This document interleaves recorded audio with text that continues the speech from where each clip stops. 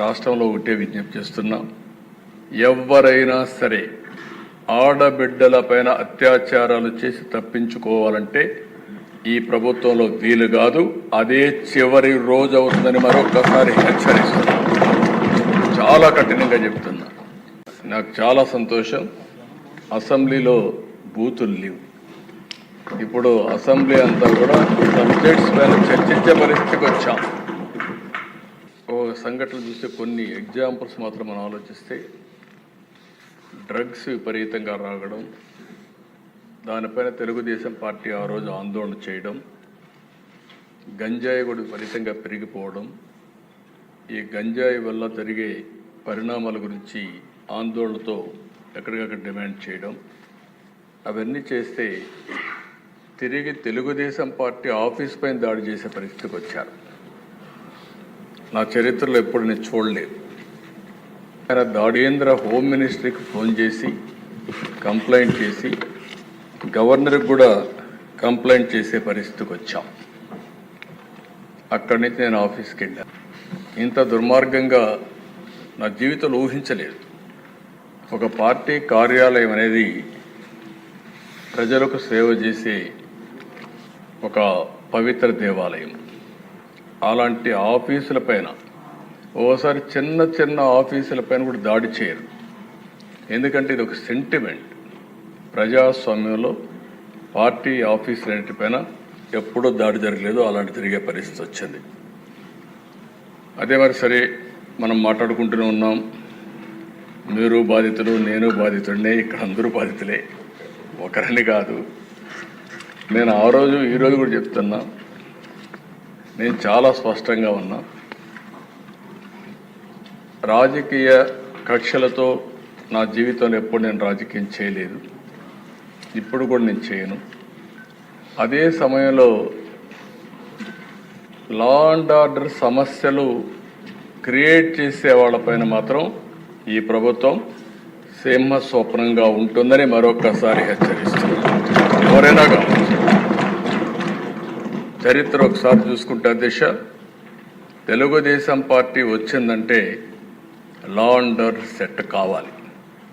ఈరోజు ఎన్డీఏ ప్రభుత్వం ఉన్నాం. ఎన్డీఏ ప్రభుత్వం కూడా చాలా స్పష్టంగా ఉంది. ఎట్టి పరిస్థితుల్లో లా అండ్ ఆర్డర్ ఉపేక్షించాం, ఎవరు బ్రేక్ చేసినా.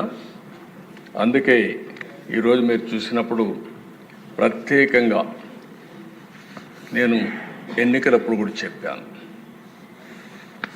నేను సమస్యల్ని జరిగే లా అండ్ ఆర్డర్ కంట్రోల్ చేయగలుగుతాను. కానీ కొంతమంది గంజాయికి అలవాటు పడి, డ్రగ్స్కి అలవాటు పడి అలాంటి వ్యక్తులు రాత్రి మారిపోతారంటే చాలా సమస్య ఉంటుంది. అడిక్షన్ అయిపోయి ఉంటారని చెప్పి చెప్పాను. అది ఇంకా కంటిన్యూ అయ్యే పరిస్థితి ఉంది. ఏదేమైనా దిశ గంజాయి పైన, డ్రగ్స్ పైన ఉక్కు పాదం మోపాం. ఈగులనే ప్రత్యేక వ్యవస్థ తీసుకొచ్చాం. నేను ఈ రాష్ట్రంలో ఉండే ప్రజలందరికీ విజ్ఞప్తి చేస్తున్నా, మీ పిల్లల్ని, మీ కుటుంబ సభ్యుల్ని మీరు కూడా కంట్రోల్ చేయాల్సిన అవసరం ఉంది. ఎక్కడికక్కడ మెంటరింగ్ చేయాల్సిన అవసరం ఉంది.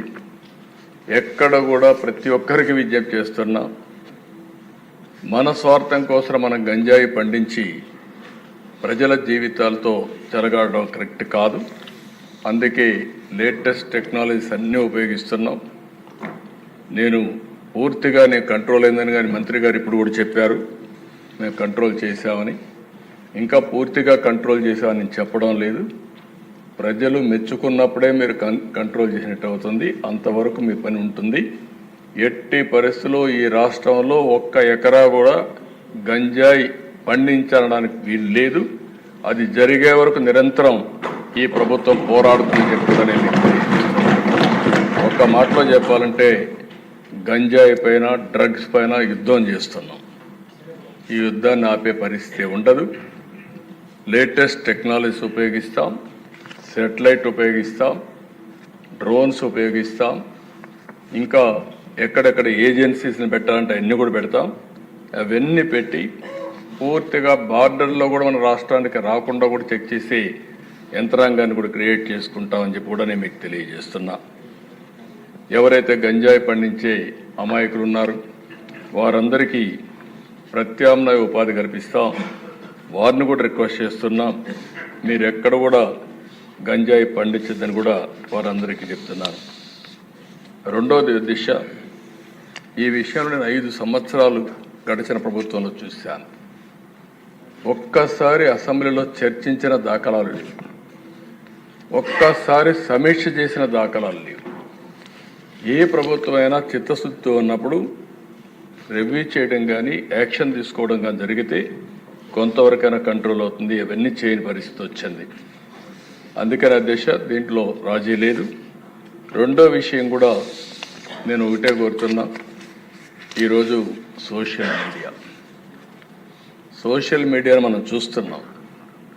విచ్చలవిడితనం వచ్చింది, క్యారెక్టర్ అసాసినేషన్ జరిగే పరిస్థితి వస్తుంది, ఆడబిడ్డలు తలెత్తుకొని తిరగలేని పరిస్థితి వస్తూ ఉంది. ఇది మంచి సాంప్రదాయం కాదు. నాకు చాలా సంతోషం, అసెంబ్లీలో బూతులు లేవు. ఇప్పుడు అసెంబ్లీ అంతా కూడా సబ్జెక్ట్స్ పైన చర్చించే పరిస్థితికి వచ్చాం.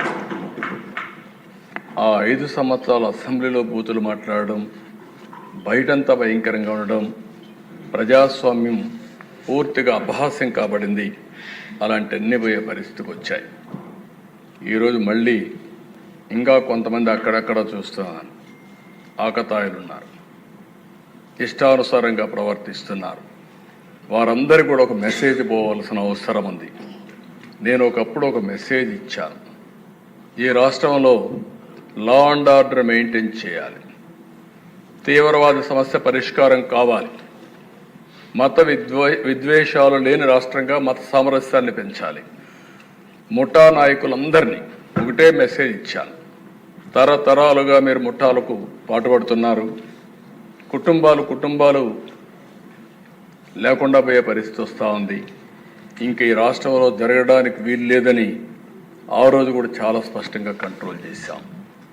రౌడీలకు ఒక మెసేజ్ ఇచ్చాం, ఈ రాష్ట్రంలో రౌడీ అనేవాడు ఉండడానికి వీలు లేదు, ఈ రాష్ట్రం మీకు సహకరించదు, అలాంటి వాడు ఉంటే ఈ రాష్ట్రాల నుంచి పారిపోవడం బెటర్ అని చెప్పి కూడా హెచ్చరించా. ఇప్పుడు కూడా చెప్తున్నా, ఎవరైనా సరే రౌడీజం చేసి మళ్ళా తప్పించుకుంటామంటే అలాంటి వాళ్ళని ఎట్టి పరిస్థితుల్లో వదిలిపెట్టమని అసెంబ్లీ సాక్షిగా హెచ్చరిస్తున్నారని కూడా అయితే అధ్యక్ష, ఇవన్నీ జరగాలంటే ఈరోజు మనం చూస్తే కొన్ని చట్టాలు కూడా పగడ్బందీగా ఉండాల్సిన అవసరం ఉంది. అందుకే ల్యాండ్ గ్రాబింగ్ బిల్ నిషేధం కింద 2024 కొత్త చట్టం తీసుకొస్తున్నాం. మాకు ఏ కంప్లైంట్ వచ్చినా ఇప్పటికి కూడా ఇక్కడ అన్ని సమస్యల పరిష్కారం చేయగలుగుతున్నాం. కానీ వీళ్ళు చేసినటువంటి ఈ భూ వివాదాలు, ల్యాండ్ రిలేటెడ్ కాన్ఫ్లిక్ట్స్ అయితే భయంకరంగా తయారైనాయి. 22A ఉపయోగించారు, రికార్డ్స్ తారుమారు చేశారు, ప్రభుత్వ భూములు కొట్టేశారు, ఫారెస్ట్ భూములు కొట్టారు. ఇవి మామూలుగా ఫారెస్ట్ భూముల దగ్గరికి ఎవరు పోరు, అలాంటివి కూడా జరిగే పరిస్థితి వచ్చింది. అందుకే ఈ ప్రత్యేక చట్టం కూడా గుజరాత్లో చాలా బాగా పనిచేసింది.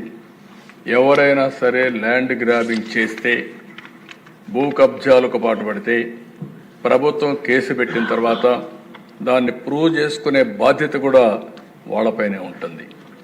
దాంట్లో మళ్ళీ ఏమాత్రం కూడా ఉపేక్ష లేదు.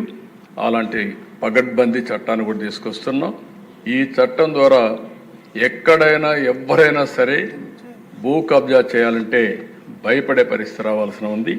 అలాంటి చట్టాన్ని కూడా తీసుకొస్తామని చెప్పి కూడా నేను మీకు తెలియజేస్తున్నాను.